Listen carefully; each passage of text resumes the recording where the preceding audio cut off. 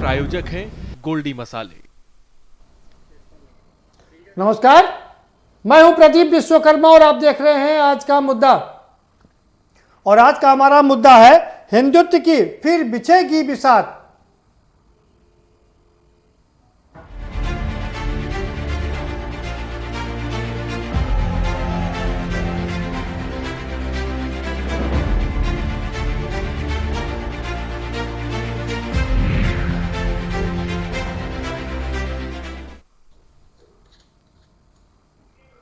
जी हाँ, बिहार का चुनाव करीब करीब समाप्त हो चला है और इसके बाद वेस्ट बंगाल में चुनाव है।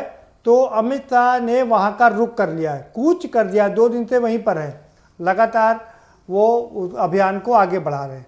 अब इसके बाद देश के सबसे बड़े सूबे यानी कि उत्तर प्रदेश में 2022 में चुनाव है, जिसकी शुरुआत 2021 में हो जानी है। और ये प्रदेश इतना महत्वपूर्ण प्रदेश है कि इसको भारतीय जनता पार्टी किसी भी कीमत पर खोना नहीं चाहती। फिर आरएसएस भी, और या बात करें हम वीएचपी की, सबकी केंद्र सरकार के बाद अगर सबकी साख कहीं पर लगी है तो वो उत्तर प्रदेश में लगी है। क्या उत्तर प्रदेश में उनकी साख बचेगी? इसको लेकर के पार्टी ने अभी से अभियान शुरू कर दिया है। जैसा कि हम अक्सर देखते आए हैं, हिंदुत्व की धार देने के लिए वीएचपी को आगे किया जाता है, आरएसएस को आगे किया जाता है और दूसरे इनके जो अनुसांगिक संगठन होते हैं वो आगे आते हैं। एक बार फिर से वही हो रहा है। 9 और 10 नवंबर को धर्म संसद का आयोजन किया गया है।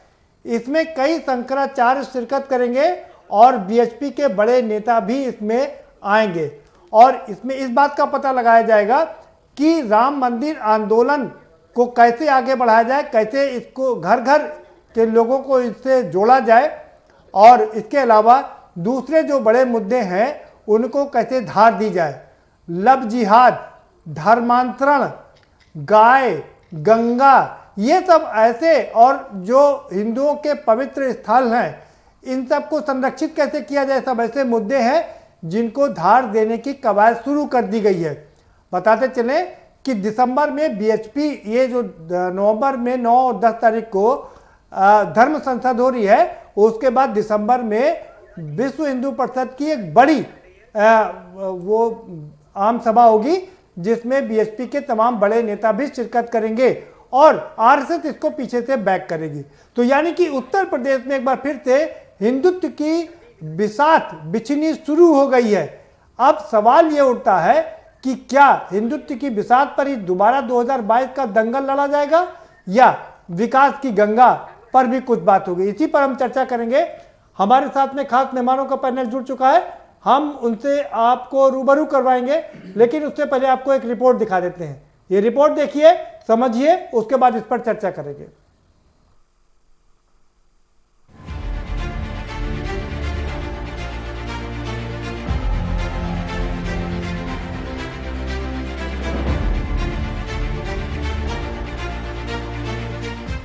देश की राजनीति में जब तक हिंदुत्व का तड़का ना हो तब तक सियासत का रंग नहीं जमता।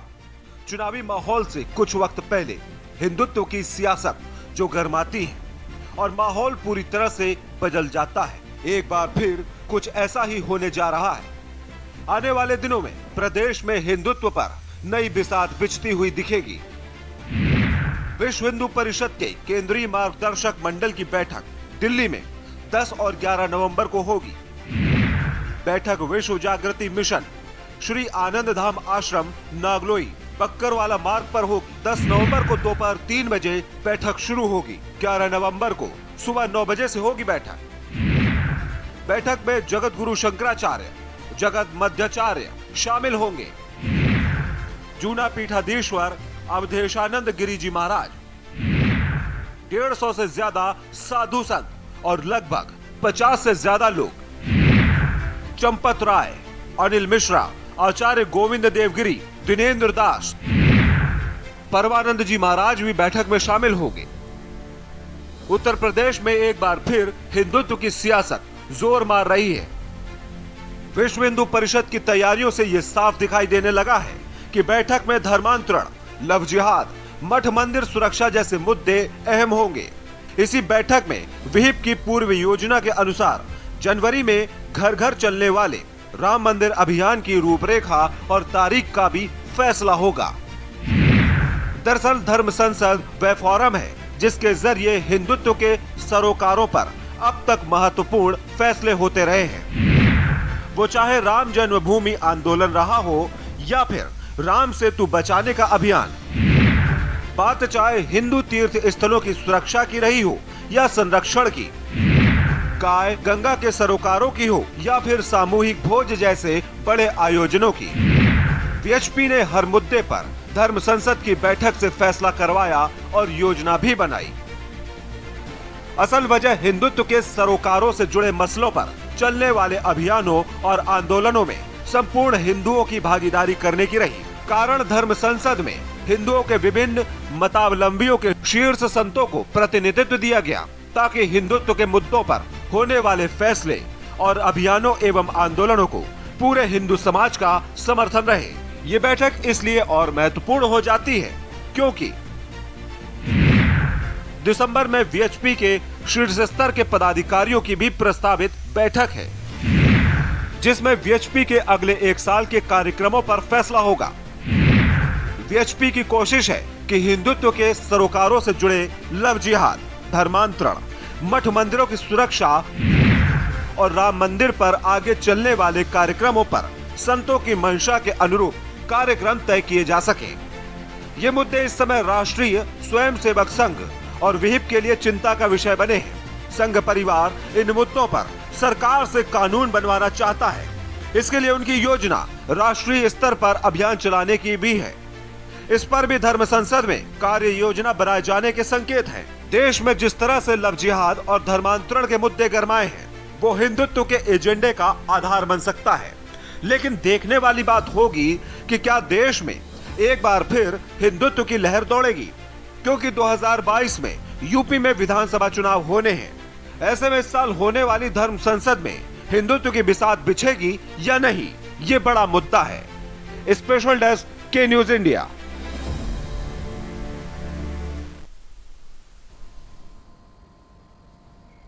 जी हाँ, तो क्या फिर से हिंदुत्व का करंट दौड़ेगा उत्तर प्रदेश में? ये अपने आप में सबसे बड़ा सवाल है। 3 दशक से लगातार हिंदुत्व को धार दिया गया और लंबी रेस इसमें लगाई गई और भारतीय जनता पार्टी 2 सीट से लेकर के 3 सीट से लेकर के 303 सीट तक पहुंच गई है। लेकिन और उत्तर प्रदेश में भी उसकी सरकार है, 312 उसके अपने स्वयं के विधायक हैं। लेकिन अब कुछ खोने का गम, तो क्या उस खोने को रोकने के लिए ये हिंदुत्व की लहर को बढ़ाया जा रहा है? इसी पर चर्चा करेंगे। हमारे साथ में खास मेहमानों का पैनल जुड़ा हुआ है, हम उनसे आपका परिचय करा देते हैं। हमारे साथ भारतीय जनता पार्टी के विधायक राजीव तरारा साहब जुड़ गए हैं। बहुत स्वागत है राजीव तरारा साहब आपका। शशांक यादव जी हमारे साथ में जुड़ चुके हैं, समाजवादी पार्टी के विधायक हैं, आपका भी बहुत स्वागत है शशांक जी। और कांग्रेस से हमारे साथ में मोहित अहमद साहब जुड़ चुके हैं, बहुत वरिष्ठ नेता हैं, पूर्व मंत्री रह चुके हैं, आपका भी बहुत स्वागत है। लखनऊ स्टूडियो से हमारे साथ में बाबा महादेव जुड़ चुके हैं, हिंदू धर्मगुरु हैं, आपका भी बहुत स्वागत है। और सामाजिक कार्यकर्ता नाहिद अकील जी भी हमारे साथ में जुड़ चुकी है। नाहिद जी आपका भी खैर मकदम है। सीधे चलेंगे राजीव तरारा जी के पास। राजीव तरारा जी, क्या आपको आपके किए गए कामों पर एतबार नहीं है जो फिर से एक बार हिंदुत्व की लहर पैदा करने की कोशिश की जा रही है?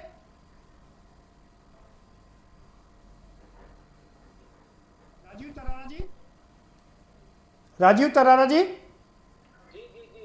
चली गई थी।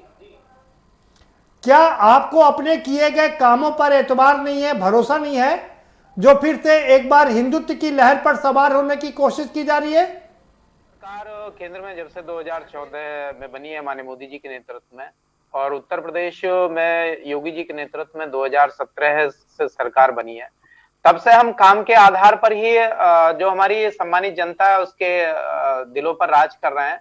और हमारा मुद्दा है विकास। हम जात पात धर्म के आधार पर नहीं बल्कि हम विकास के आधार पर यहाँ पर राजनीति कर रहे हैं। भारतीय जनता पार्टी की सरकारें दोनों केंद्र और राज्य में राज्य यहाँ पर सरकारें चल रही हैं और कोई भी किसी भी तरह से कोई भेदभाव नहीं किया गया है। क्योंकि आप देख रहे होंगे जितनी भी हमारी केंद्र और राज्य सरकार की योजनाएं हैं वो सभी जाति और धर्मों के लिए हैं। वहां पर कोई भेदभाव किया नहीं गया है और कहीं भी कोई भी किसी भी तरह से कोई भेद पैदा यहाँ पर हमारी सरकारों ने नहीं किया है। तो हम विकास की बात करते हैं, हम कहीं पर भी धर्म के आधार पर बांटने की या धर्म के आधार पर राजनीति नहीं करते।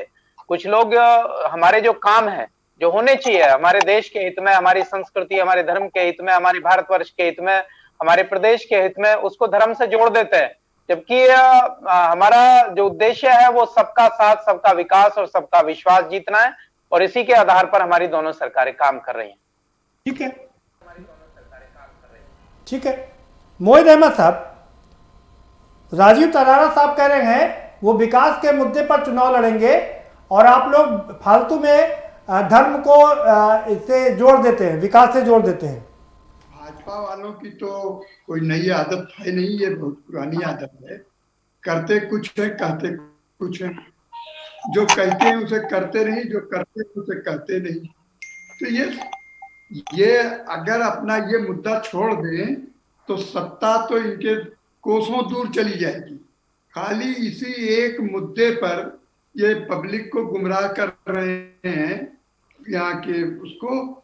और अब ये भी बता दें कि पब्लिक अब ऊब गई है इस सांप्रदायिक तनाव से, ये इनके लड़ाने के सिस्टम से, इनके लड़ाने की योजनाओं से, क्योंकि इनका सारा विकास ठप है, इनका कल्याणकारी कार्यक्रम कोई है ही नहीं और सारे इसी में ये मशगूल हैं कि किसी तरह से हम लड़ाते रहें और भरमाते रहें।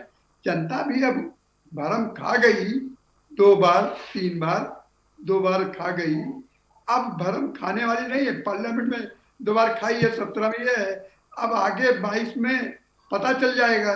जैसे बिहार में पता चल गया, बहुत फैलाया, बहुत कोशिश की मोदी से लेकर के योगी को तो वहां कह दिया कि इनको आने मत दीजिए, इनका भाषण मत होने दीजिए। खुद इन्हीं के अलायंस ने कह दिया, एनडीए ने कह दिया, नीतीश ने कह दिया।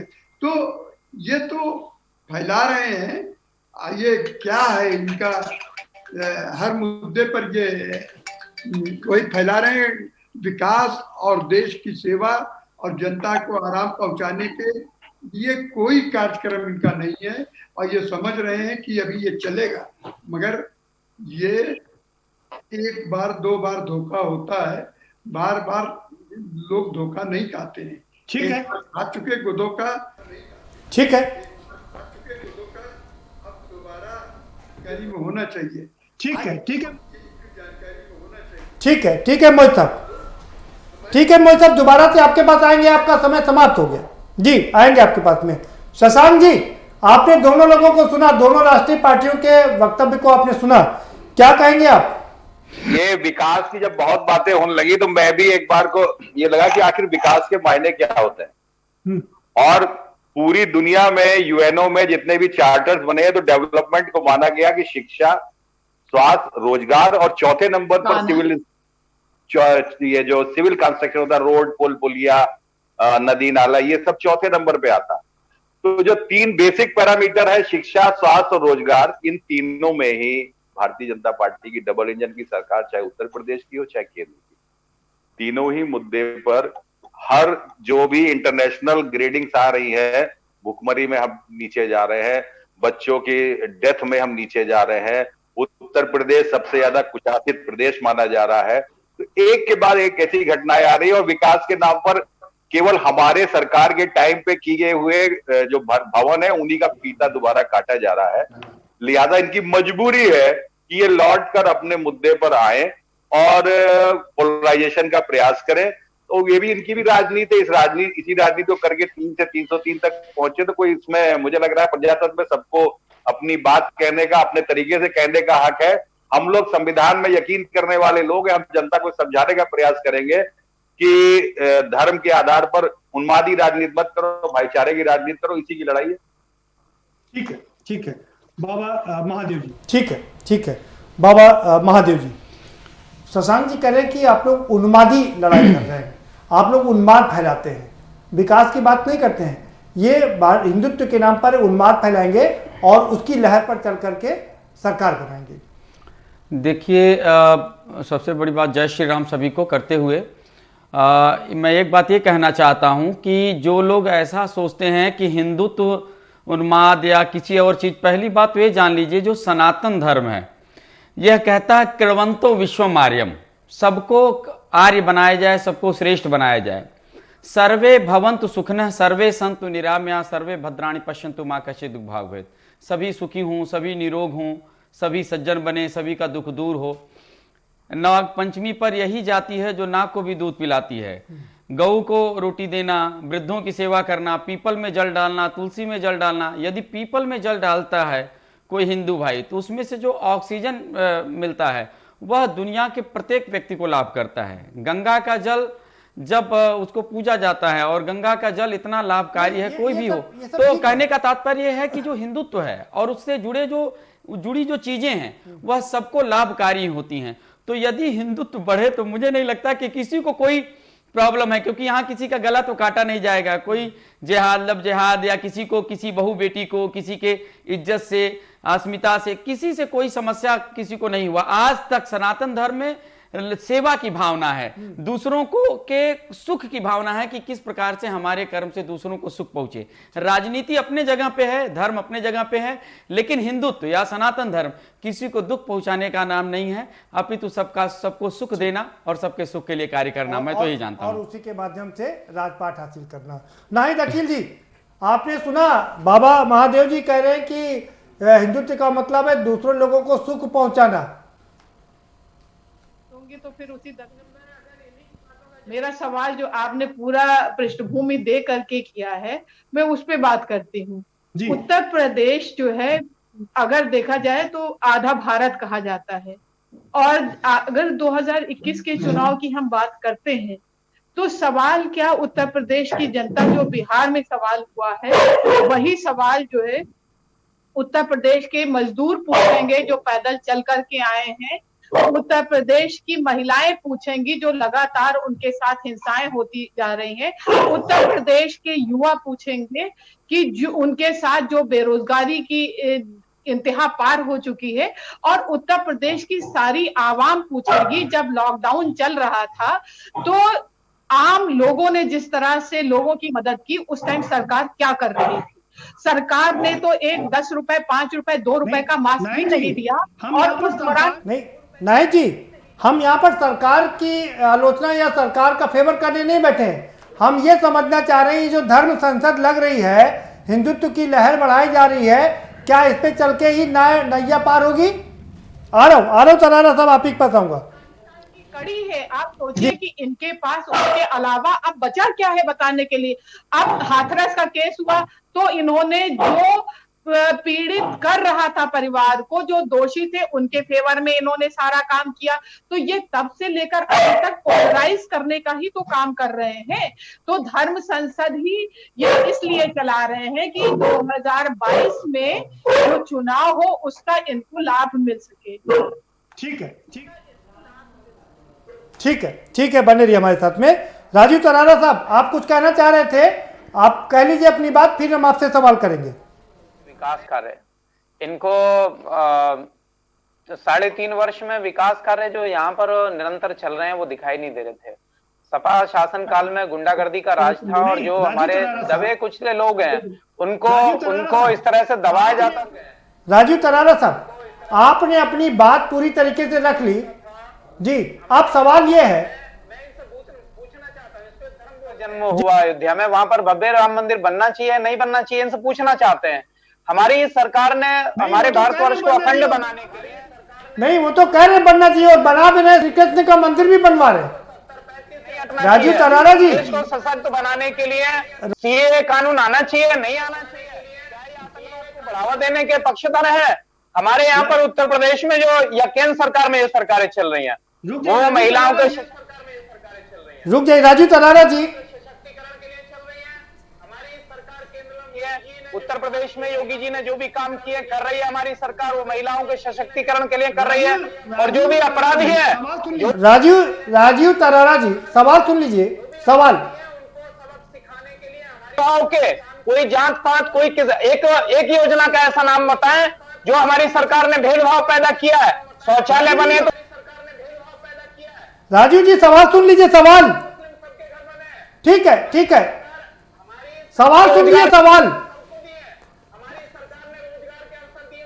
अरे ठीक है राजीव जी, सवाल सुन लीजिए। आपकी बात सही बिल्कुल है, लेकिन सवाल सुन लीजिए। सवाल लॉकडाउन के अंदर नहीं, आप इतना लंबा राजू तलारा साहब, ये भाषण नहीं चलेगा ना। सवाल आपको पूरा मौका दिया हमने, आप सवाल भी तो कुछ ले लीजिए। सवाल ये है, जब आपने इतने काम किए, 370 हटा दिया, 25A हटा दिया, मंदिर बनवा दिया, सब कुछ हो गया, तो ये राम मंदिर की लहर चलाने की क्या जरूरत है? धर्म संसद की क्या जरूरत है? क्या यहाँ पर ये तो हिंदू मुस्लिम सभी के लिए सम्मान की बात है। वो सभी के पूर्वज हैं भगवान श्री राम। उन्होंने हमें एक समरसता का रास्ता दिखाया है, उन्होंने सद्भाव का रास्ता दिखाया है। उन्होंने अपने भाई मंदिर तो बना दिया ना आप लोगों ने, अब मंदिर को बनने दीजिए। भाई राजीव तरारा साहब, सवाल भी सुनते जाइए, सवाल भी सुनते जाइए। सिर्फ राम का ही अनुसरण नहीं है, श्री कृष्ण भगवान उससे बड़े भगवान हैं, 64 कलाओं के देवता हैं वो। ठीक है, ठीक है, अच्छी बात है, आपने अच्छी बात की। बुलाने के लिए यहाँ पर गैर भाजपा की सरकार है, उन्होंने मजदूरों को बाहर निकाल कर खड़ा कर दिया था। प्रवासी मजदूरों को हमारी सरकार ने आदर सत्कार किया है ना, उनको कहीं भी। राजीव तरारा साहब, दूसरों को भी सुन लीजिए। सम्मान हमारी सरकार, आप अच्छे नेता हैं, बड़े नेता हैं, अच्छा वक्तव्य देते हैं, आप मंच पर अच्छा बोलते हैं, लेकिन दूसरों को सुनने का मादा भी रखिए। जी पूछिए नाइक साहब, सवाल पूछिए। नाइक जी सवाल पूछिए आप। मेरा सवाल ये नाइक जी सवाल पूछिए आप। का मतलब क्या महिलाओं के साथ हिंसाएं होती रहे और उस पे आप कान में तेल डाल करके बैठे रहे? हमारा सवाल ये है कि जिस तरह से हाथरस में और चार दलित बच्चियों के साथ यहाँ पर इस जघन्य रेप का केस होता है, अपराध होता है, और आप डीएम को और पूरा शासन प्रशासन अमला जमला लग जाता है, पत्रकारों को आप जो है नशे लगा करके जेल में भर देते हैं, इसका जवाब आप दे पाएंगे? वो भी भारत के नागरिक है, इस प्रदेश के, पत्रकार भी वोटर है, और जो पीड़ित परिवार है वो भी वोटर है, और महिलाएं भी आधी आबादी वोटर है। ठीक है नायक जी, सवाल छोटा पूछिए, जवाब ले लीजिए। जी जी राजू तलारा साहब बताइए। और केवल हाथरस ही नहीं, जहां भी उत्तर प्रदेश में कोई भी इस तरह की घटना घटती है, उत्तर प्रदेश के हमारे माननीय मुख्यमंत्री जी तुरंत एक्शन लेते हैं इसमें। मैं पूछना चाहता हूं आपसे, राजस्थान पर आप चुप क्यों है? यहाँ पर उपचुनाव था इसलिए आप निकल करके पहुंचे हैं। 3.5 वर्ष में कहाँ थे आप लोग? कोरोना के समय में आप कोरोना की बात कर रहे हैं, कहाँ थे आप? चाहे वो कांग्रेस हो, समाजवादी हो या अन्य पार्टी, कहाँ थी? उपचुनाव के अवसर पर आप राजनीति करने के लिए योगी जी तुरंत एक्शन लेते हैं। किसी भी अपराधी को कहीं भी किसी स्तर पर उत्तर प्रदेश छोड़ा नहीं जाता है, उस पर कार्रवाई होती है। राजस्थान के नाम पर आप चुप क्यों है? क्यों नहीं? देखिए एक मिनट, आप लोग लड़िए मत, कृपया आप लोग लड़िए मत।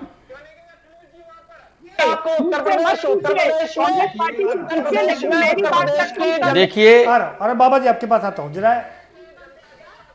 बिना भेदभाव के न्याय कर रही है और न्याय आपने डीएम का क्या किया? हाथरस के जिनसे आप धमकी दिलवा रहे थे उनका क्या किया? जो भी संबंधित अधिकारी थे उनके खिलाफ कार्रवाई हुई।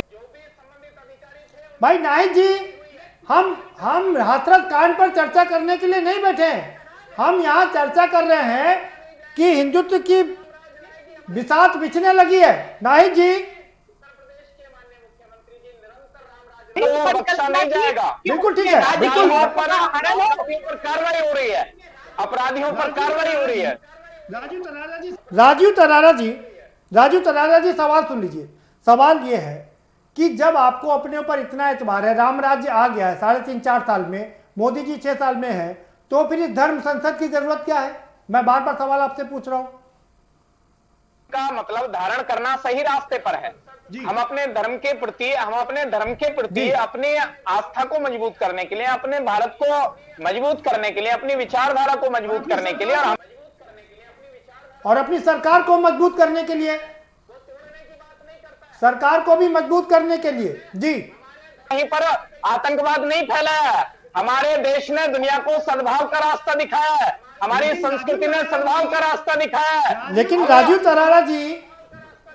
तरारा जी सवाल सुन लीजिए, हमारे देश ने किसी पर आक्रमण नहीं किया, लेकिन राजीव तरारा जी सवाल सुनिए। ब्रेक पर जाएंगे, नहीं जी, ब्रेक पर जाएंगे, ठीक है राजू जी, समय हो गया ब्रेक का। ठीक है, ब्रेक पर जाएंगे भाई। नाइक जी छोटा सा ब्रेक लेंगे, वापस आएंगे, चर्चा के सिलसिले को आगे बढ़ाएंगे। सवाल यही है कि जब इतने सारे काम किए, मंदिर बन गया और 370 हट गई, तमाम सारे काम हो गए, तो फिर ये धर्म संसद क्यों, हिंदुओं की बिसात क्यों बिछाई जा रही है? कि क्या इसलिए क्योंकि इसकी लहर पर चढ़कर एक बार फिर से उत्तर प्रदेश में सरकार बनाई जा सके? क्या सरकार के किए गए काम, एक्सप्रेस वे, वो काम नहीं आ रहे हैं? तमाम जो ये एमएसएमई के माध्यम से रोजगार दिए गए, क्या वो बातें कारगर साबित नहीं हो रही है? क्यों आखिर इस धर्म संसद की जरूरत पड़ी? इसी पर चर्चा जारी रखेंगे, लेकिन एक छोटे से ब्रेक के बाद।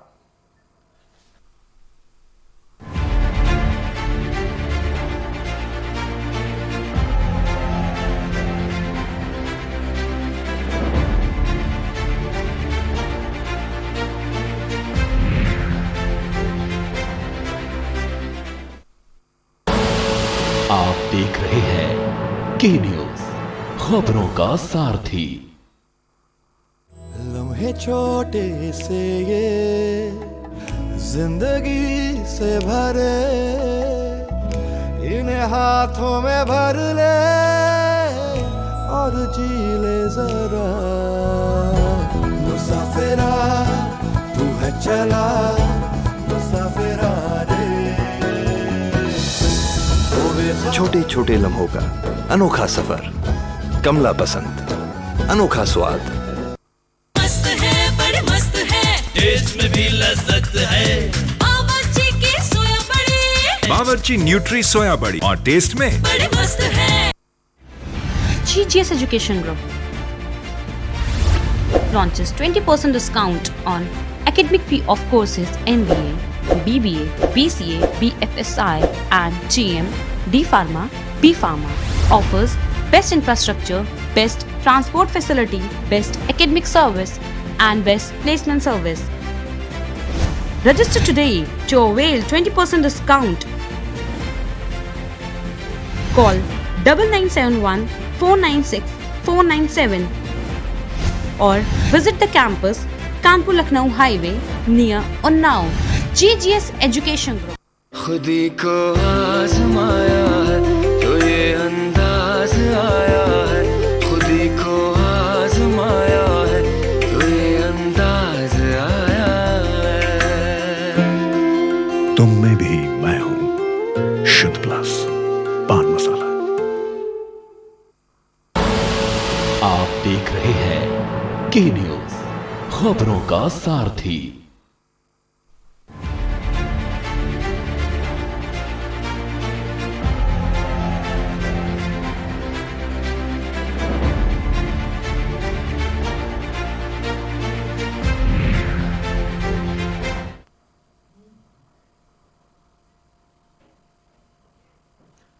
ब्रेक के बाद आपका स्वागत है और हम मोहित साहब का रुख करेंगे। मोहित साहब, अगर ये धर्म संसद हो रही है और तो इसमें दिक्कत क्या है? वो कह रहे हैं कि वो तो धर्म को आगे बढ़ा रहे हैं। संसद के बहाने ये जहर घोलेंगे। जैसे अभी इन्होंने कहा कि इनको राम मंदिर से क्या जरूरत है? अरे राम मंदिर जब सुप्रीम कोर्ट में मुकदमा चल रहा था तो इस देश के मुसलमानों ने कह दिया था कि भाई आप, हम इसे छोड़ देंगे, हम इसे आपको दे देंगे। तो इसमें तो क्रेडिट ये सुप्रीम कोर्ट के फैसले की क्रेडिट ये खुद ले रहे हैं। इतने दिनों से मुकदमा चल रहा था, सबने भाईचारगी के साथ दिया। आखिर प्रेम से कोई काम हो जाए तो कोई हार जाए। मैं एक वाकया बताना चाहता हूँ। ये कहते हैं मैंने बड़ा विकास किया, बड़ा विकास किया। महंगाई कहाँ चली गई है? भुखमरी पे लोग आ गए हैं, भुखमरी हो रही है। बेरोजगारी कहाँ चली गई है? बस ये खाली लफ्जियात में 370 में उलझे हुए हैं। 371 हटा दें, 370 हटाए तो 371 क्यों नहीं हटा दे रहे हैं? अन्य राज्यों में जो पड़ा हुआ है 371, वहां भी क्यों स्पेशल तो ठीक है, सब चीजें कहने की बात है। ठीक है, यार मोहब्बत और इंसानियत इनके यहाँ है नहीं जी। मैं एक वाकया बताना चाहता हूँ कि मीना कुमारी की शादी कमाल अमरोही से हुई थी, और जब मीना कुमारी यहाँ अमरोहा में आई तो उन्होंने कहा कि एक उनकी कमाल अमरोही की पहली शादी के से एक लड़का था, तो उन्होंने कहा मुस्लिम के यहाँ पहले अरबी पढ़ाई जाती है और फिर उर्दू पढ़ाया जाता है, तो उन्होंने कहा भाई एक कोई ले आओ ट्यूटर। तो भाई मोहित साहब समय कम है, भाई मोहित साहब समय कम है, कहानी नहीं सुन पाऊंगा जी। अरबी तो उन्होंने कहा अच्छा ठीक है। तो पूछा कि आप फीस क्या है, तो उन्होंने कहा जो खुदा की दी हुई, ईश्वर की दी हुई बातें हैं उसको बताने के लिए क्या फीस, जब हम सब्जेक्ट पढ़ाएंगे तो हम ले लेंगे। ठीक है, इस तरह की रवायतें हैं मुगलों। ठीक है, ठीक है, ठीक है, ठीक है। मोहित साहब आएंगे दोबारा से। बाबा महादेव जी बहुत देर से कुछ कहना चाह रहे हैं जी। बाबा महादेव, देखिए आप काफी देर से मैं सबको सुन रहा था कोई हाथरस कांड पे, कोई निकिता तोमर की बात कर रहा है। हालांकि बहुत सारी घटनाएं देश में हुई हैं, लेकिन ये राजनीति में आज तक कोई भी ऐसा व्यक्ति नहीं है जिससे 100% लोग संतुष्ट हैं, और घटनाएं घटती रहती हैं, उस पर कार्य चलता रहता है। लेकिन जहां पर हिंदुत्व की बात आती है, हिंदुत्व का विरोध क्यों? हिंदुत्व ने हमेशा लोगों को अच्छा ही कुछ दिया है। देखिए धर्म जो है, सवाल सुनते जाइए। हाँ, हिंदुत्व ने सबको अच्छा दिया है। हाँ, मेरे कुछ मूल प्रश्न है, जरा वो बता दीजिए जी। अगर हिंदुत्व ने सब कुछ अच्छा दिया है, हाँ, तो दलितों की इतनी दुर्दशा क्यों है? देखिए हिंदुत्व के कारण नहीं है। आप देखें भगवान श्री कृष्ण और भगवान श्री राम एक गरीब सुदामा को भी गले लगाते हैं, केवट को गले लगाते हैं, सबरी को गले लगाते हैं, सब ठीक लेकिन व्यक्ति के अंदर अपने व्यक्तिगत ईगो के कारण कोई समस्या हो तो उसे दूर करने की जरूरत है। हिंदुत्व देखिए, अगर आप हिंदुत्व की बढ़ाएंगे, बाबा महादेव जी, दलितों की आर्थिक स्थिति क्यों आज तक नहीं ठीक हुई? आज एक बात और बता दें, दलितों की जो आर्थिक स्थिति है, आज एक एक घर में 3-3 IAS हैं, लेकिन फिर भी वो SC/ST का लाभ ले रहे हैं, जबकि ब्राह्मण कई मामले में इतने गरीब हैं। आज देश के अंदर आर्थिक आधार पे आरक्षण होना चाहिए, लेकिन दलित कहकर एक बात बताइए, पहले कभी कोई जमाना रहा होगा? आज हर मंदिरों में जा सकते हैं आप, हर पूजा पाठ कर सकते हैं आप। लोग कहते हैं मंदिरों में बंद है, अरे मंदिरों में लोग जा नहीं रहे हैं, श्रद्धा कम हो गई है लोगों की, यही बात फैला के। लेकिन आज हमें नहीं लगता, हर पार्टी, मोदी जी ने सबको राशन दिया, 500-500 रुपया जनधन योजना में दिया, तो भाई तो ये दलित वाली बात नहीं। लेकिन जहां तक हिंदुत्व की बात है, हिंदुत्व या धर्म किसी भी गरीब को, भगवान श्री राम ने माता सबरी को गले लगाया, अरे भाई आप केवट को गले लगाया, तो हिंदुत्व कभी किसी को, धर्म किसी को है नहीं देखता। लोगों के अपने पर्सनल व्यवहार हो सकते हैं। बाबा जी सवाल सुनिए, सवाल ये है जी, राजा आप लोग बनेंगे और दलितों के को कुछ उनके हाथ से खा लेंगे, बहुत बड़ा उसको उपकार मानेंगे कि दलितों का हाथ का खाना खा लिया। आप लोग दलितों के यहाँ चले जाते हैं, खाना खा लेते हैं, लगता है और बहुत बड़ा उपकार हो गया।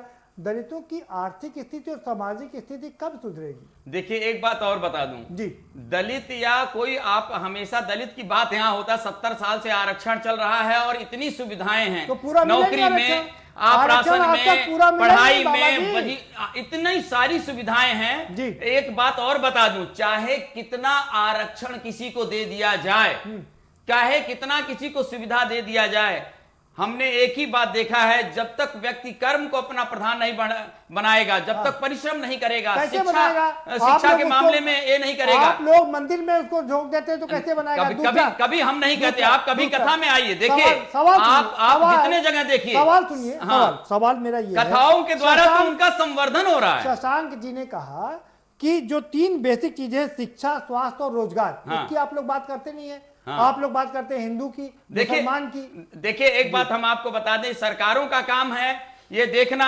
सरकार कितना देख रही है। कोई भी सरकार अभी तक किसी को संतुष्ट नहीं कर पाई। मुझे लगता है सारा आरक्षण सब खत्म करके सबको एक कर देना चाहिए, और सबको रोजगार देना चाहिए, सबको कार्य करने का मौका देना चाहिए, सब लोग कमाएं, सब लोग आगे बढ़ें। और आर्थिक अगर कुछ देना चाहें आरक्षण, तो आर्थिक आधार पे चुनिए। जब आप शैक्षणिक आधार पे चुन लेते हैं तो आप एक कमजोर बच्चे को आगे बढ़ा देते हैं और एक घोड़े को आप बांध देते हैं। तो घोड़ों को नहीं है मिल रही है घास और गधे खा रहे हैं च्यवनप्राश, तो स्थिति हो जाती है। आप जरा ये बता दीजिए, ये जो 2% घोड़े हैं वो 90% संसाधन पर कब्जा कैसे किए? नहीं, एक बात आज देखिए, 70 सालों में सिर्फ अंबेडकर जी की अपनी वक्तव्य के अनुसार सिर्फ 10 साल के लिए आरक्षण उन्होंने लगाया था, लेकिन आज 70 साल से चलता जा रहा, मोदी जी ने बढ़ाया ही। बाबा जी, लेकिन जो सवाल पूछ रहे हैं उसका जवाब, ये जो 3% सवर्ण है या 15% सवर्ण है, हाँ। ये 90% संसाधन, देश के संसाधन पर कब्जा कैसे किए हुए? नहीं, ऐसा नहीं है। आज स्थितियां बहुत बदल गई हैं। मायावती जी ने अनेकों ऐसे प्रकल्प चलाए, सब लोग समृद्ध हो रहे हैं, सब लोग बढ़ रहे हैं, ये कहने वाली बात है। आज देखें, बहुत सारा सवर्णों में इतनी बेरोजगारी, इतनी सारी चीजें हैं, लेकिन चूंकि मैं इन जातिगत चीजों को, क्योंकि मैं हिंदुत्व का मुद्दा है, तो यहाँ तो सवर्ण और बैकवर्ड और दलित आए ही नहीं, क्योंकि हिंदू है। और अब वैसे जातिगत चीजों में उलझ कर रहने की बजाय सबको एक होना चाहिए और एक होकर कार्य करना चाहिए। और हमारे धर्म को समझने की आवश्यकता, हमारे धर्म के किसी पन्ने में कोई दलित और कोई सवर्ण की बात है ही नहीं, वहां पर सिर्फ धर्म, हरि को भजे सो हरि का होई, जात पात पूछे नहीं कोई। ये सब जो जाति पात है, ये राजनीतिक लोगों का षड्यंत्र है, ये उलझाया गया है। हमारे धार्मिक ग्रंथों में हिंदुत्व में ऐसी कोई जगह नहीं। ठीक है, हिंदुत्व में वही है कि जो भगवान का भक्त है वह भगवान का है, और जो रावण है, चाहे कितना बड़ा अमीर आदमी हो, रावण ब्राह्मण था लेकिन उसे राक्षस कहा गया। बाबा जी, जबकि आपके धर्म के प्रचार का ये मंच नहीं, ठीक है, लेकिन आप दलित और जब धर्म का नाम लेंगे, हिंदुत्व का नाम लेंगे, तो ये बात आएगा। बाबा जी हो गए। शशांक जी, आप ही के पास आ रहा हूँ। कह रहे हैं कि शिक्षा, स्वास्थ्य और रोजगार की चर्चा करने का काम सरकार का है, हमारा काम धर्म को आगे बढ़ाने का है। कितना सहमत हैं आप बाबा जी से? नहीं, बाबा जी का कोई धर्म की अपनी बात करनी चाहिए, और ये भी बात सही है कि स्वास्थ्य, शिक्षा, रोजगार की जिम्मेदारी सरकारों की होती है। इससे पहले अपने विधायक जी ने एक बात रखी थी कि समाजवादी पार्टी के साथी ये बताएं कि मंदिर के निर्माण के पक्ष में उनकी क्या राय है, 370 पे क्या राय है, और आपका 35A पर और CA पे क्या राय है। तो बड़ा स्पष्ट सी बात है, लव जिहाद का मैटर हो, चाहे 370 का मैटर हो, और चाहे CA NRC का हो, पार्टी की सीधी सीधी लाइन है कि CA NRC के हम पक्ष में नहीं है। ये बड़ा स्पष्ट सी पार्टी की हमारी लाइन है, हम मानते हैं। और सुप्रीम कोर्ट में ये तीनों मैटर पेंडिंग है कॉन्स्टिट्यूशनल बेंच में, लिहाजा इन मुद्दों पर बहस के कोई मायने नहीं है। नहीं, राम मंदिर के विषय में भी पूछा था, आपकी क्या राय है? ये तो बात खत्म हो गई जी। जब अगर आप कॉन्स्टिट्यूशन में यकीन करते हैं, देश की सर्वोच्च अदालत में यकीन करते हैं, देश की सर्वोच्च अदालत। अब आप मुझे जल्दी से ये बता दिए शशांक जी कि ये जो लहर पैदा, आपको क्या लगता है कि इस लहर के बहाने बाकी मुद्दे पीछे छूट जाएंगे, गौड़ हो जाएंगे और यही मुद्दा आगे चलेगा? एक लाइन। पार्टी का सबसे बड़ा चेहरा आज की तारीख में माननीय प्रधानमंत्री श्री नरेंद्र कुमार मोदी जी हैं जी। और नरेंद्र कुमार मोदी जी ने 3 नवंबर की पटना में 11-12 रैली करने के बाद आखिर में जब तेजस्वी का रोजगार का मुद्दा, 10 लाख नौकरियों के मुद्दे को काउंटर करने के लिए 8-8, 10-10 मंत्री हेलीकॉप्टर से वहां 15-16 हेलीकॉप्टर घूमने लगे, तब प्रधानमंत्री मोदी जी को अंत में ये कहना पड़ा 3 नवंबर को कि वो लोग भारत माता की जय बोलने नहीं देंगे, वो लोग जय श्री राम का नारा लगाने नहीं देंगे जी। ये चीज उनकी विवशता दिखा रही है। कौन नहीं चाहता है, मतलब भारत माता की जय कौन हिंदुस्तानी नहीं बोलना चाहता है? भगवान श्री राम के मुद्दे के प्रति किसकी आस्था नहीं, लेकिन प्रधानमंत्री का सार्वजनिक भाषण में ये बोलना इनकी विवशता को दर्शाता है। ये मजबूर हो चुके हैं बेचारे, इसके अलावा कुछ नहीं। ठीक है बाबा जी, बस कुछ पूछना चाह रहे हैं आपसे जी। एक लाइन का गाना गाना चाह रहे हैं जी। बात दरअसल है, काफी समय से राम मंदिर की बात आ रही है, भगवान श्री राम को, तो मैं गाना चाहता हूं जी कि देखो ऐ दीवानो ऐसा काम ना करो, राम का नाम तुम बदनाम ना करो। कोई नहीं कर रहा। राम ने हंसकर सब सुख त्यागे, तुम सब दुख से डरकर भागे जी, है ना। जीवन है सत्य का, तुम नशे का गुलाम ना करो, राम का नाम तुम बदनाम ना करो। अरे भाई, राम जी ने किसका क्या बिगाड़ा है? उन्होंने तो सबके सुख के लिए कार्य किया। राम राज में किसी को उन्होंने कभी तंग नहीं किया, परेशान नहीं किया। हाँ। आप लोग राजनीति करें और देश को विकास के मार्ग पर ले चलें, उस पर बहस करें, डिबेट करें, आगे करें और बुराइयों से को हटाएं, निकृष्टता से उत्कृष्टता की ओर ले जाएं देश को। लेकिन मेरी आप सभी से मतलब ये रिक्वेस्ट है, आग्रह है कि आप कम से कम भगवान को और धर्म को तो ना बदनाम करें, उसको तो ना। हम धर्म को नहीं बदनाम कर रहे भाई जी, धर्म को कहाँ बदनाम कर रहे हैं वो लोग? तो आप अरे राम मंदिर के पीछे क्यों पड़ जाते भाई? नहीं, राम मंदिर तो बनना चाहिए, सभी लोग कह रहे हैं जी। करोड़ों लोगों की आस्था का सवाल है, बन रहा है जी। ये अच्छी बात है। बात वहां पर ये नहीं। नाहिद अकील जी, बाबा महादेव जी कह रहे हैं कि राम के नाम को बदनाम ना करो, धर्म अलग है और राजनीति अलग है। व्यक्तिगत चीज होती है और राजनीति बिल्कुल अलग चीज होती है, लेकिन आज राजनीति में सभी पार्टियां धर्म को इस्तेमाल कर रही हैं और ये लोग भी हमेशा इस्तेमाल किए जाते हैं। तो पहले तो इन्हें प्रतिज्ञा लेनी चाहिए कि हम कभी भी राजनीति में इस्तेमाल नहीं होंगे। इस्तेमाल तो होता है ना। नाहिद अकील जी, मेरा सवाल आपसे ये है कि जिस तरह से आप कह रही हैं कि सब लोग इस राजनीति में शामिल हो जाते हैं, हमेशा से ये क्यों जब कोई आतंकवादी घटना होती है तो ये सवाल आता है कि क्यों एक खास वर्ग के लोग ही उसमें शामिल होते हैं? फिर चाहे वो फ्रांस की घटना हो, चाहे अमेरिका की घटना हो, चाहे कहीं की भी विश्व की घटना हो, एक खास वर्ग उसमें क्यों नजर आता है? खास वर्ग को जब हाईलाइट करती है तो वही दिखता है। आप मध्य प्रदेश भूल गए जहां पर दर्जनों लोग पकड़े गए थे और उनका मीडिया में जिक्र नहीं हुआ। वो मुस्लिम थे? वो मुस्लिम तो नहीं थे।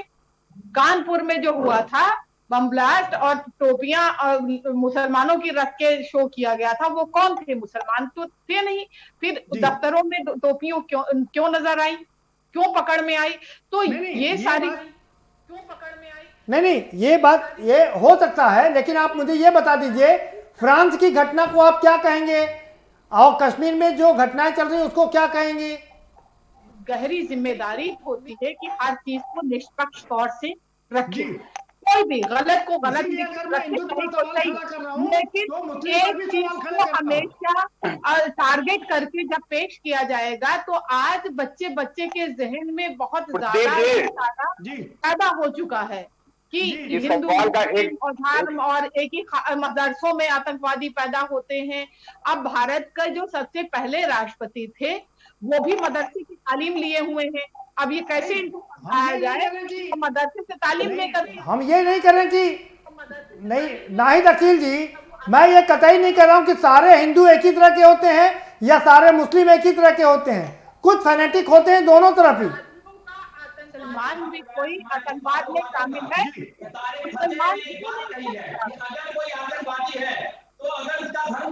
आतंकवादी है तो अगर उसका धर्म से कोई लेना नहीं देना है तो सारे आतंकवादियों को के शवों को जलाया जाए। अभी तो उनका धर्म बताने वाले आ जाएंगे, तारिक फतेह ने कहा है। और फ्रांस में घटना हो रही है, भोपाल में ये रैली निकालने का क्या मतलब है? फ्रांस की घटना फ्रांस जाने, आप भारत के अंदर हो हल्ला मचा रहे हैं क्यों भाई? फ्रांस के अंदर किसी का कत्ल हुआ वो अपने तरीके से दे रहा। तो आप अगर आतंकवाद ये नहीं है, अगर धर्म का से लेना देना नहीं है तो 99% में क्यों आप एक ही धर्म के लोग आते हैं? ठीक है, जवाब जी। नाहिद अकील जी बताइए। सवाल दूसरा ये भी है कि किस तरह से ये जो खास वर्ग है वो जब काम करता है तो उसका फायदा दूसरी पार्टियों को मिलता है। नाहिद अकील जी देखते हैं तमाम लोगों ने इसको बहुत अच्छे से किया कि प्रॉफिट मोहम्मद के ऊपर जब एक महिला कूड़ा फेंकती थी उस पे तो उन्होंने कभी उस पे शिकायत नहीं की, जबकि वो 2 दिन कूड़ा नहीं फेंकी। नहीं नाहिद अकील जी, सवाल यही है। प्रॉफिट मोहम्मद पे जब कूड़ा फेंकती थी वो बूढ़ी माँ तब कोई उनको दिक्कत नहीं हुई, लेकिन आज अगर उनका कार्टून बन जाता है, कोई क्रिएचर बन जाता है या कुछ हो जाता है तो गला काट दिया जाता है। गला काट दिया जाता है। नहीं, सवाल यही है ना। कमलेश तिवारी की हत्या कर दी गई जी, क्यों? नहीं, एक सवाल जी बताइए। पूछता है हिंदू समाज। जी बताइए तरारा साहब, आप कुछ कहना चाह रहे हैं? अभी हमारी जो सम्मानित नाइक जी हैं वो बंधुओं का बड़ा पक्ष ले रही थी और अभी आपने जो आतंकवाद की बात की तो वो तुरंत उन्होंने दूसरा मोड़ ले लिया है। आप तो अपने मीडिया भी तो खाने में है ना। आप अपने बयान पर कायम रहिए। कम से कम जो आतंकवाद अभी हमारे प्रदीप जी कह रहे थे कि एक तरह की घटनाएं आतंकवादी जो गतिविधियां होती हैं वो एक ही तरह के लोग क्यों होते हैं, तो आप इस पर भी कायम रखिए। यहाँ पर आप मीडिया को दोषी ठहरा रहे हैं। आप अपने बयान पर सभी मीडिया भी एक तरह ऐसा मीडिया कोई किसी का पक्षपात नहीं। मीडिया तो सच्चाई लेकर के आती है, सामने सच्चाई दिखाती है और ऐसा नहीं है, जहां पर जो भी आतंकवादी घटनाएं हमारे देश में हो रही है या विदेशों में हो रही है, वो एक ही तरह के लोग क्यों हैं? उसमें हम सभी को एकजुट, आपको भी एकजुट होना पड़ेगा। जो दोषी है उसको ये इसमें आपके इतने प्रतिष्ठित चैनल पे मैं अपने सम्मानित विधायक जी से कहूंगा कि एक तथ्य हम तीनों लोग गलत बोल रहे हैं, जिसको मैं सुधारना चाहता हूं, और वो ये कि जो आपने कहा कि एक ही वर्ग के लोग दिखाई पड़ते हैं, तो एनसीआरबी का जो डाटा है उसको जरा सा देख लीजिए। आतंकवाद उसको मानेंगे कि जिसका आतंकवाद में चालान हुआ हो, जो मुकदमे कायम हुए, जिस भारत की सरकार ने कायम किए हो। 45 एक मिनट विधायक जी, मैं बात पूरी कर लेना हूं, आपको लगेगा ठीक लगेगा। मैं बात ये कह रहा हूं कि 55 से 56% मामले जो हमारा पश्चिमी हिस्सा है, कश्मीर है और पंजाब है, इस हिस्से में है, और जिसमें काफी बड़ी संख्या में 80 से 90% जो अभियुक्त हैं वो एक धर्म विशेष से हैं। लेकिन 45% मामले नॉर्थ ईस्ट के हैं, माओवादी उसके हिंसा के हैं, और नागालैंड की और मिजोरम और मणिपुर की हिंसा की है, जिसमें आपस के ही जो है लोग, वो एक ही धर्म के लोग हैं, वो दूसरे धर्म के लोग हैं, लेकिन हम जानबूझकर उन चर्चाओं से करना बचना चाहते हैं, क्योंकि जब हम पश्चिम के आतंकवाद को करते हैं तो वो राजनीतिक रूप से लाभकारी होता है, लेकिन माओवाद की हिंसा और नॉर्थ ईस्ट की हिंसा से कोई राजनीतिक लाभ नहीं मिल रहा है, तो सत्ताधारी दल उसकी चर्चा नहीं करते हैं। ये मैं तथ्य रखना चाह रहा हूं कि ऐसा नहीं है। और जहां तक अभी फ्रांस की बात चल रही है, आतंकवाद को कोई भी प्रश्रय नहीं देना चाहता है, और कुछ भोले लोग कहिए या कुछ लोग बहके हुए लोग अगर फ्रांस की घटना के समर्थन में यहां पर करते हैं तो निश्चित रूप से वो जायज नहीं कहलाएगा। ठीक है राजू तरारा, ठीक है राजू तरारा साहब, शशांक जी का जो इशारा था वो नागालैंड की तरफ था। जी बताना चाहता हूँ शशांक जी, सुनिए एक मिनट। आप ही की पार्टी के एक बड़े नेता भारत माता को डैन भी कहते हैं। आप ही की पार्टी बड़े नेता भारत माता को डैन कहते हैं। सभी लोग माता की जय नहीं बोलते हैं, हमें बोलना चाहिए। हम किसी लोग ना हो, हम देश के लिए आप दलितों के सम्मान की बात कर रहे थे। बाबा साहब के जो उंगली ऊपर उठा रहे हैं कि बाबा साहब के लिए अपमानजनक उसी नेता ने शब्द बोले थे कि ये भूमाफिया जैसे शब्दों का प्रयोग डॉक्टर भीमराव अंबेडकर जी के लिए, हमारे बाबा साहब के लिए किया था। तो आपको अपने गरेबा में भी झांकना चाहिए। कितने सारे भेद आपके सरकार में हुए हैं, दलित बहनों के साथ जो भी योजनाएं थी वहां पर भेदभाव किया गया। केवल एक ठीक है तारा राजू साहब, दोबारा से आएंगे आपके पास में। जी मोहित साहब, समय कम हो पड़ा है, आपका फाइनल कमेंट, क्या हिंदुत्व की लहर चलेगी और फिर से एक बार भारतीय जनता पार्टी उस पर सवार होकर सरकार बनाएगी? ये अब लहर वहर तो नहीं चलनी है जी। मैं ये कह रहा हूं कि विधायक जी जो कह रहे हैं, ये जब मंदिर बन रहा है और सुप्रीम कोर्ट ने कह दिया कि काशी और मथुरा अब नहीं छेड़ा जाएगा, अब देश के किसी भी कोने में जो सन 47 में जो स्थिति में जो है वो हो जाएगा। अब हम लोगों ने अयोध्या की मंदिर दे दिया तो ये काशी मथुरा पे चले आए और कहते हैं मैं तो सुप्रीम कोर्ट ने आदेश दिया, काशी मथुरा लड़ रहे हैं। मैं उनके एक लाइन कहना चाहता हूँ कि विधायक जल्दी से समय समाप्त हो गया, कहना चाहता हूँ जल्दी से समय समाप्त हो गया मोहित साहब। प्रीत में है, शक्ति भी शांति भी भक्तों के गीत में है। ये विधायक की इसको ओढ़ने समझ लें। ठीक है हम तो ठीक है नाइक, हम तो ठीक से समझे हुए हैं। हम तो रही है शिक्षा भी, स्वास्थ्य भी और रोजगार भी 60 वर्षों तक आपने राज किया है, समाजवादी भी साथ रही है आपके, आपको उस समय ध्यान नहीं आया। राजू जी समय समाप्त हो गया हमारे पास में, आएंगे नाहिद जी आपका फाइनल कमेंट। चाहते हैं डॉक्टर को बनने में 6 वर्ष लगते हैं, 5 वर्ष के बाद उसको अप्रेंटिस भी करनी पड़ती है। हमारी सरकार को अभी केंद्र में आए हुए 6 वर्ष हुए और उत्तर प्रदेश में केवल 3.5 वर्ष हुए। आने वाले समय में हमने स्वास्थ्य के क्षेत्र में बहुत ज्यादा प्रगति की है, आप लोगों ने उसको चौपट कर दिया था। शिक्षा के क्षेत्र में परिवर्तन हो रहे हैं, शिक्षा के क्षेत्र में उत्तर प्रदेश में परिवर्तन हो रहे हैं। रोजगार समान रूप से उपलब्ध कराया जा रहा है, कोई भेदभाव नहीं है, आपको विकास आ रहा है। और कांग्रेस को सब कोई सारी जनता समझ चुकी है, पूरा देश समझ चुका है, उत्तर प्रदेश की जनता समझ चुकी है, सिमट गए आप लोग। यहाँ भारतवर्ष की जनता मोदी जी के प्रति विश्वास है, भारत की जनता का, उत्तर प्रदेश की जनता का योगी जी के प्रति विश्वास है। और ये विश्वास हमारे दोनों माननीय प्रधानमंत्री जी और माननीय हमारे मुख्यमंत्री जी भी इस प्रदेश के जनता के विश्वास को जीतने के लिए काम कर रहे हैं। हम धर्म के आधार पर नहीं लड़ते, हम सद्भाव लाना चाहते हैं, राज्य की स्थापना करना चाहते हैं, इसलिए हमारी दोनों सरकारें काम कर रही हैं। जी नाहिद जी बताइए, नाहिद जी बताइए, आपका फाइनल कमेंट जी। कमेंट ये कहना है कि अगर भारत में धर्म को घर की चार दीवारें तक सीमित कर दिया जाए, भारत पे सोने की चिड़िया हो जाएगी। सभी धर्मों को, कोई भी एक धर्म नहीं, बहुत व्यक्तिगत होता, आप घर के अंदर मानिए, और घर की चार दीवारी आपने नांगी, फिर सरकार है और सरकार के नियम है, कानून है, कायदे, उसी पे चलना है। उस दिन देखिए भारत की तरक्की हो जाएगी। जहां जब धर्म सड़कों पे आ जाता है तो विकास अपने आप रुक जाता है। ठीक है, ठीक है, ठीक है। शशांक जी आपका फाइनल कमेंट। लेकर उतरेंगे और कोई इनको लाभ भी नहीं मिलेगा। बिहार और उपचुनाव ये बता देंगे, जनता ऊब गई है। नहीं लेकिन आप तो ये जनता ऊब गई है।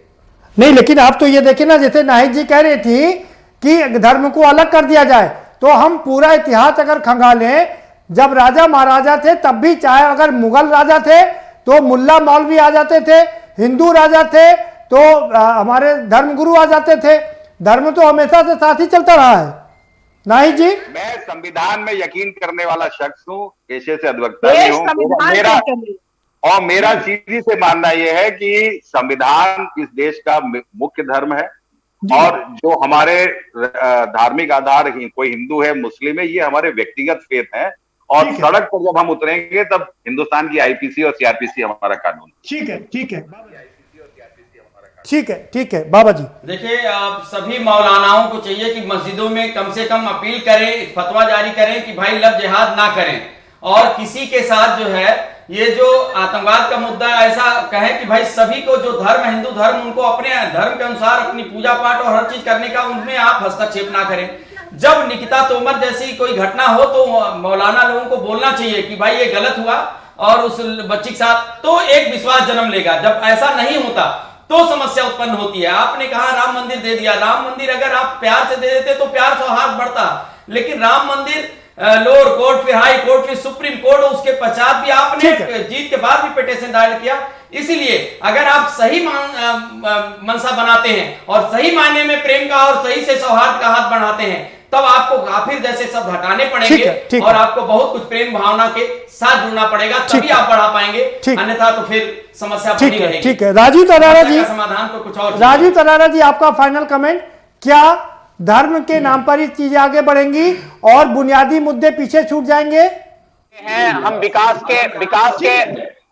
पर ही राजनीति कर रहे हैं। हमारा कोई, हम किसी को भड़काना नहीं है, हम यहाँ शांति चाहते हैं और हमारी सरकारें काम कर रही हैं, दोनों बिना किसी भेदभाव के कर रही हैं। और मैं एक चीज और बताना चाहता हूँ, बांटने की राजनीति कांग्रेस ने की है, बांटने की राजनीति समाजवादी पार्टी ने की है, अन्य पार्टियों ने की है, और इन्होंने महागठबंधन करके देख भी लिया है। ये बोल रहे हैं कि जनता नकार रही है। जनता प्रचंड बहुमत केंद्र सरकार में मिला है, जनता का प्यार प्रेम है, ये मोदी जी के प्रति विश्वास है, योगी जी के प्रति विश्वास है। यहाँ पर 325 सीटें जीती है हमने, और आपने महागठबंधन करके देख लिया है, 64 सीटें जीती है महागठबंधन के बाद भी। आपको जनता ने नकारा है, हम लोगों को जनता ने, भाजपा को जनता ने नहीं नकारा है। यहाँ हम विकास के नाम पर राजनीति करते हैं, हम किसी भी तरह से बांटने की या भेदभाव पैदा करके राजनीति नहीं कर रहे हैं। धर्म का तड़का लगाने की क्या जरूरत है राजीव तरारा जी? बहुत शुक्रिया। धर्म की तो आवश्यकता है, या राज्य की सरकारें हो, इसलिए हमारी जनता जो है भाजपा पर, हमारी सरकार पर विश्वास कर रही है, और योगी जी और मोदी जी दोनों जनता पर खरे उतर रहे हैं और प्रदेश और देश को आगे बढ़ाने के लिए काम कर रहे हैं। ठीक है, प्रदेश और देश को आगे बढ़ाने के लिए काम कर रहे हैं। बहुत शुक्रिया आप सभी मेहमानों का, बहुत शुक्रिया इस चर्चा में शामिल होने के लिए। तो कुल मिलाकर के मामला यही है कि भारतीय जनता पार्टी ये कह रही है कि वो धर्म को राजनीति में शामिल नहीं करती है, वो सिर्फ अपने जो बुनियादी मुद्दे हैं उसको बढ़ा करके विकास के मुद्दे पर राजनीति करती है। लेकिन सवाल ये उठता है कि भारतीय जनता पार्टी की 3 सीटें से 303 कैसे हुई। ये हम सब जानते हैं कि कैसे राम मंदिर का मुद्दा उठा और कैसे उस मुद्दे के तहत भारतीय जनता पार्टी इतने बड़े अभियान में सफल हो पाई और केंद्र में 2 बार लगातार सरकार बन पाई। तो क्या एक बार फिर से उत्तर प्रदेश में ये लहर देखने को मिलेगी? विपक्ष कह रहा है कि काठ की हांडी बार बार नहीं चढ़ती है, अब जनता समझ चुकी है और जनता अब इनके झांसे में नहीं आएगी। और भारतीय जनता पार्टी का दावा है कि वो विकास के साथ साथ में धर्म को भी आगे बढ़ाएगी, हिंदुत्व को भी आगे बढ़ाएगी। अब जनता किसको पसंद करेगी ये देखना काफी दिलचस्प होगा। फिलहाल इस कार्यक्रम में इतना ही। आप हमें दीजिए इजाजत और बाकी खबरों के लिए देखते रहिए के न्यूज़ इंडिया।